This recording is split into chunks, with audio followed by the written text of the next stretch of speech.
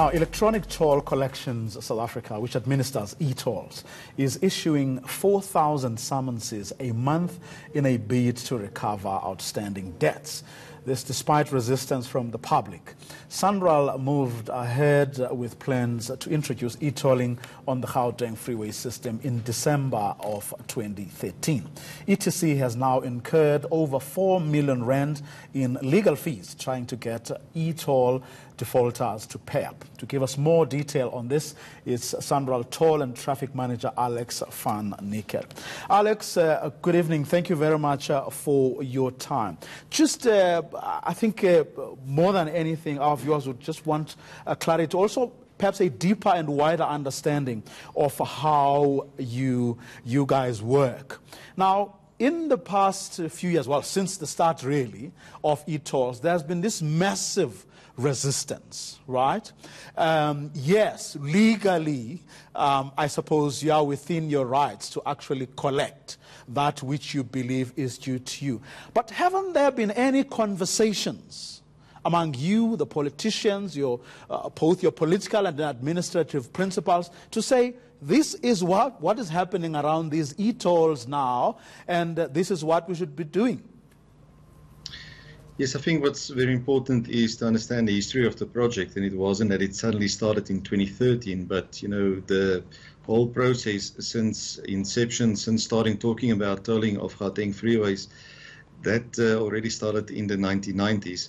So it wasn't something that was suddenly decided upon, and it was actually announced in 2007 officially that it should proceed. Eventually, we started off in 2013.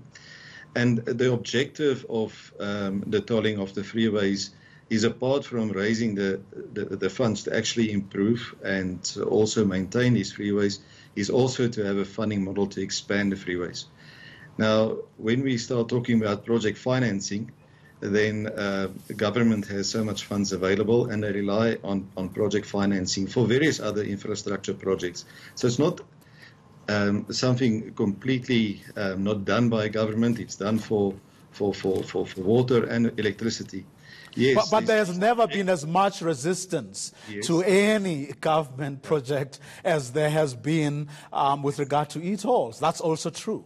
I think one needs to distinguish. There has never been resistance to the upgraded freeways, and they were welcomed, and they are making a massive difference, and also contributed quite a lot to the economic development that has taken place in the province since they were implemented. And without those upgraded freeways, Gauteng would have been literally coming to a standstill today. So I think that is very important to distinguish between the upgrading of the freeways and then the financing model. Now, the financing model, as you noticed, there's been public objection towards this model. And to get back to your question, a lot of engagement has taken place since 2013 with, I think there were 2 interministerial committees doing another extensive round of discussions with stakeholders, came up with different proposals how to maybe make the pain of paying e-tolls less. But I think it's a bit out of context. E-tolls are not that expensive. We indicated various times in the past that the price for e-tolls for the average user is less than 100 Rand a month. It is capped at 256 Rand a month at this stage. So for what one gets in terms of upgraded and well-maintained freeways, incident management on these freeways with towing vehicles and paramedic vehicles, lighting on the freeways, but also a sustainable model to implement the other freeways that are required to continue Gauteng, to allow Gauteng to grow. It is not that much. And I think it is unfortunate that we are where we are. Sanral is an implementing authority. We don't make the policy, we implement the policy. And therefore, we are actually looking at government to provide us with guidance where we should go from here. And we will follow suit if whatever the decision is. But I mean, what were the conversations like with those interministerial committee members? What was the decisions, or were there no decisions taken there about what to do next? Well, there were 2 interministerial committees, and the last one, the last interministerial committee followed the report that was submitted by the panel that was appointed by the Gauteng Premier.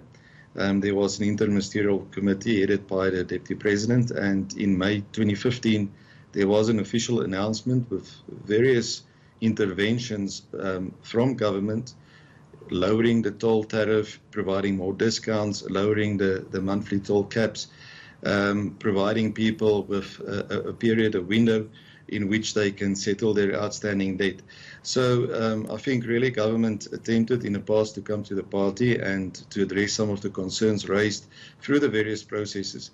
But I think also what's interesting is if one look back at the panel that submitted this report I'm referring to, and evaluating all the alternative options to fund a project of this nature, it actually concluded that this is the most equitable way in doing it, because these roads are provided for specifically those that have cars, people that want to travel quite frequently, to maybe stay in one city and work in another city.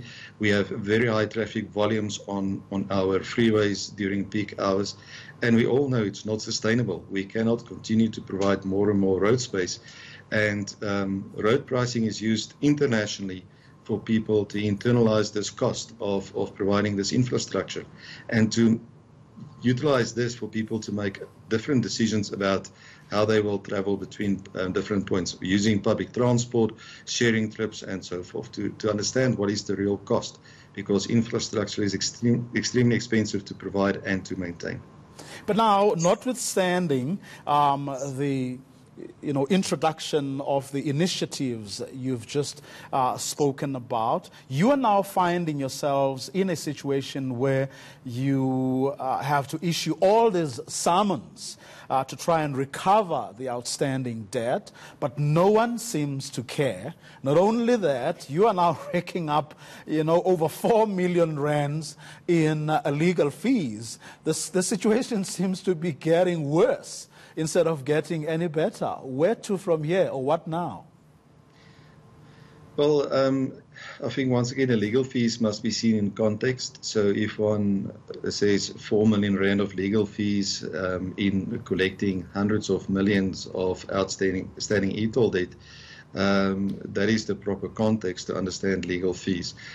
Secondly, also, yes, you've got legal expenses, but at the end, when you are successful in a summonses process, it's actually the defendant that becomes responsible for the legal fees. Yes, it is therefore an upfront cost, and not all will be recoverable from people with outstanding debt. But one, as a government agency, is responsible to collect outstanding debts of government, and therefore we are proceeding with this process, and we trust that this will encourage other people to become compliant without going through a legal process. I think we always focus on the non-compliance that is taking place, but there are also a lot of people, and more than 1 million vehicles with tags that are compliant and which are making payment for their tolls on a monthly basis. And therefore, one cannot simply say that nothing will happen with non-compliance and expect those that are compliant to stay compliant.